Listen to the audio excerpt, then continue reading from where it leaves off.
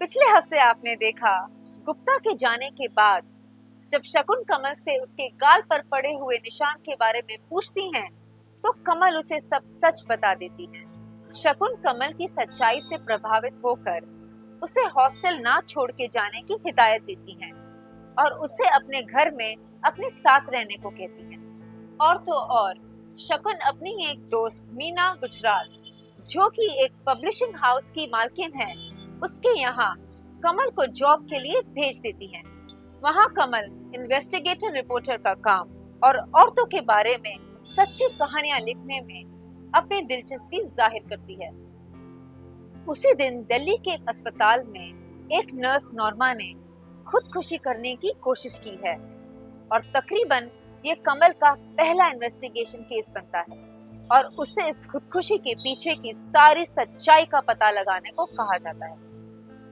इत्तेफाकन अस्पताल में जब इन्वेस्टिगेशन के दौरान कमल की कोई मदद नहीं करता, तब सूरज, जो कि खुद एक लेखक है, अचानक कमल से टकरा जाता है और वो उसे बताता है कि दरअसल ये नर्स एक कैथलिक है और डॉक्टर शर्मा एक ब्राह्मण।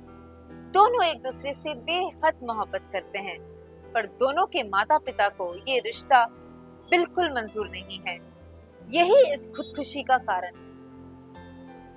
कमल अकेले में किसी तरह डॉक्टर शर्मा से मिलकर हकीकत जानने की कोशिश करती है, लेकिन फ्रस्ट्रेशन और गुस्से से भरे डॉक्टर शर्मा कमल पर बरस पड़ते हैं।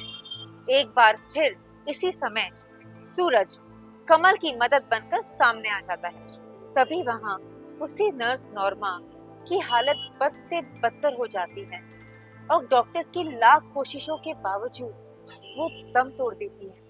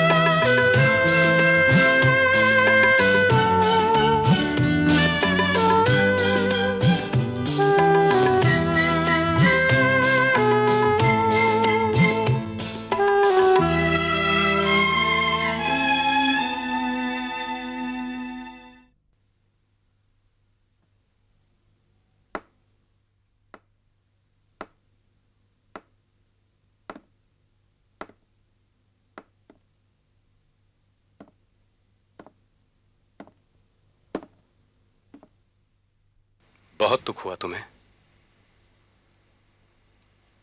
हमारे देश में ऐसा क्यों होता है? हम अपने कल्चर और सभ्यता पर गौरव तो करते हैं, मगर काश हमें अपनी कमजोरियों का भी इतना ही एहसास होता।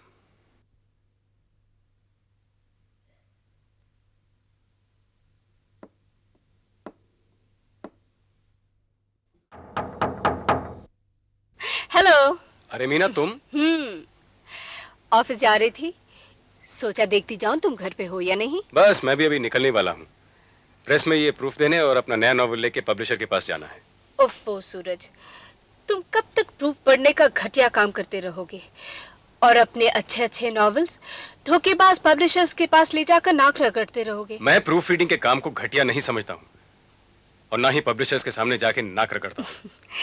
कितनी बार कहा, मेरी पत्रिका में संपादक का काम क्यों नहीं कर लेते? मेरा ख्याल है तुम अच्छी तरह जानती हो मैं क्यों नहीं कर सकता। हाँ, क्योंकि तुम मेरे और अपने बीच में एक फासला बनाए रखना चाहते हो। क्या मैं तुम्हें किसी बात पे मजबूर कर सकती हूँ? तुम अपने आप को इतना कमजोर और मुझे इतना हल्का क्यों समझते हो? मैं तो इस वक्त इसलिए आई हूँ कि मेरी पत्रिका को एक संपादक की जरूरत है और मेरा ख्याल है तुम उस पोस्ट के लिए सूटेबल हो। मैं सूटेबल इसलिए हूँ क्योंकि वो तुम्हारी निजी पसंद है और ये मुझे मंजूर नहीं। मैं तो चाहती थी कि तुम अच्छे ढंग से जीने लगो। क्यों? मैं तो बहुत अच्छी तरह से जी रहा हूँ, एक आजाद पंछी की तरह। मैं क्या तुम्हें बांध रही हूँ? तुम एक शादीशुदा औरत हो, भला मुझे कैसे बांध सकती हो? क्या तुम चाहते हो कि मैं वो स्थिति लाऊं जहां पे मैं तुम्हें बांधने की सोचूं? नहीं, मैं तो ये चाहता हूं कि तुम अपनी पत्रिका खुद निकालो और अगर तुम्हें रचनाओं की जरूरत है तो मैं तुम्हें दे दूंगा। टाइम हो रहा है, चलें? सूरज, तुम मुझे बहुत तकलीफ दे रहे हो। मैं तैयार हूं, चलो। ठहरो ना, थोड़ी देर बैठो, बाद में जाना। मैंने वक्त दे रखा है, अगर बहुत देर हो गई तो प्रेस का मालिक नाराज हो जाएगा। आओ। ठीक है।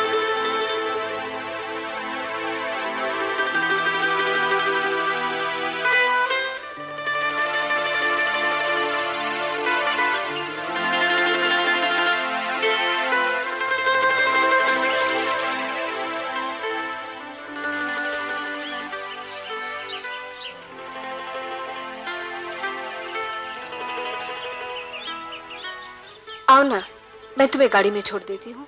नहीं, मुझे और भी कई जगह जाना है, साइकिल के बगैर तकलीफ होगी। ठीक है, जैसे तुम्हारी मर्जी।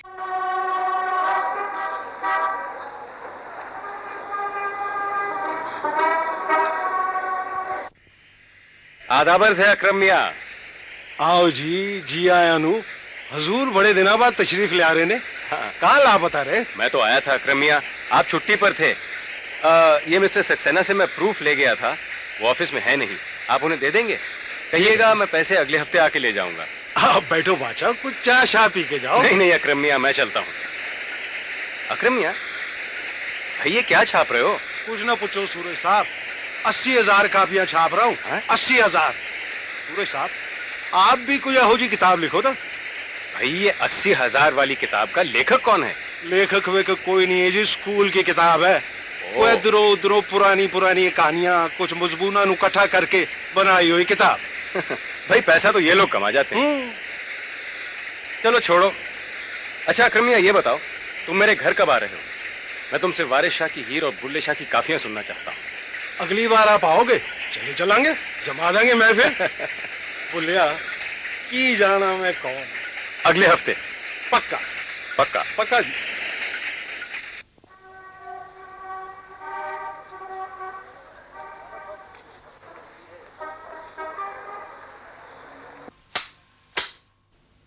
ये क्या, आप दूसरा ले आए?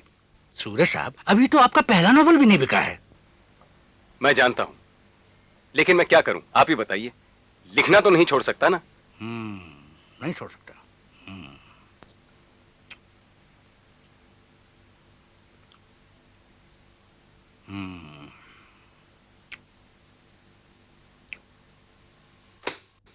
मैं आपको तरकीब बताता हूं। नॉवल लिखने की तरकीब? आपको नाम बदलना पड़ेगा। नॉवल का नाम? वो तो हम बाद में देख लेंगे, अगर जरूरत पड़ी तो हम खुद ही बदल देंगे। तो आपके कहने का मतलब है कि मुझे अपना नाम बदलना पड़ेगा? हाँ। नॉवल नहीं बिका तो इसका मतलब आप मेरा नाम ही बदल देना चाहते हैं? दरअसल सूरज साहब, नए लेखक को लोग पढ़ना ही नहीं चाहते। मैं नया कहा हूं, ये मेरा 5वां नॉवल है। अब तो मैं आपको नॉवल इसी सूरत में दूंगा अगर आप मुझे एडवांस में पैसे दें। यही तो मैं चाहता हूं सूरज साहब कि मैं आपको एडवांस में पैसे दूं, मगर शर्त यह है कि आप हमारे रजिस्टर कराए हुए 3 नामों में से कोई नाम चुन लें। बात यह है सूरज साहब कि आम लड़के लड़कियां और घरों की औरतें जो नॉवल पढ़ती हैं वो चंद नामों की मशहूरी के कारण खरीदती हैं, और इन नामों की पब्लिसिटी के लिए हम लाखों रुपए खर्च करते हैं। और वैसे नॉवल लिखना मुश्किल भी क्या है, चंद इधर उधर की घटनाएं, कोई जासूसी, कोई मर्डर केस। मगर मैं ऐसे नॉवल नहीं लिखता हूं। तो हल्का फुल्का सामाजिक नॉवल भी चलेगा। जी नहीं, मुझे माफ कीजिए। अगर मैं आपको 500 रुपया एडवांस दूं तो भी नहीं। चलिए 700 रुपये ले लीजिए। तो भी नहीं।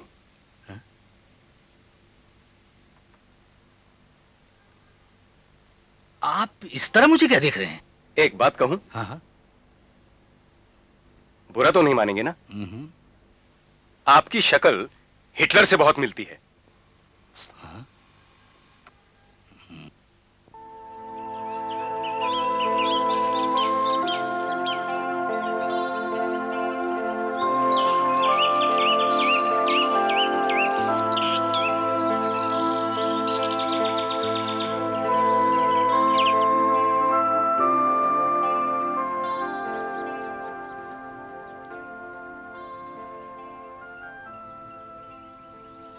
नमस्ते आंटी।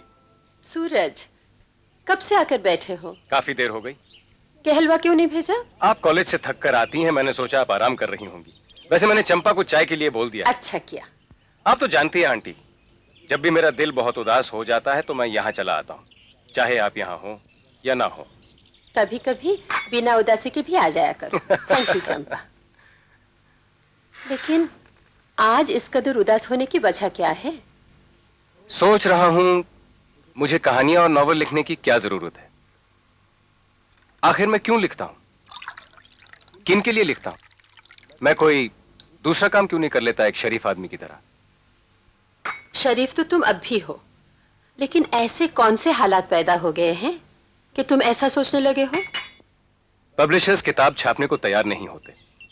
छापते हैं तो रॉयल्टी नहीं मिलती क्योंकि किताब ज्यादा नहीं बिकती। और जिन लोगों के लिए हम लिखने का दावा करते हैं वो तो सस्ते किस्म का साहित्य पढ़ते हैं। ऐसा नहीं हो सकता कि साहित्य अच्छा भी हो और उसे आम लोग भी पढ़ सके? साहित्य में जैसा रिवाज हो वैसा लिखना पड़ता है। मैं तो समझती हूँ बड़ा साहित्यकार वैसा नहीं लिखता जैसा दूसरे लिखते हैं। उसके लिखने का ढंग अलग होता है। टैगोर, शरद, प्रेमचंद एक ही समय में लिखते थे, लेकिन उनके लिखने का ढंग एक दूसरे से अलग था। उन्होंने जो लिखा वो बढ़िया भी है और आम लोगों की समझ में भी आता है। शायद आप ठीक कहती हैं।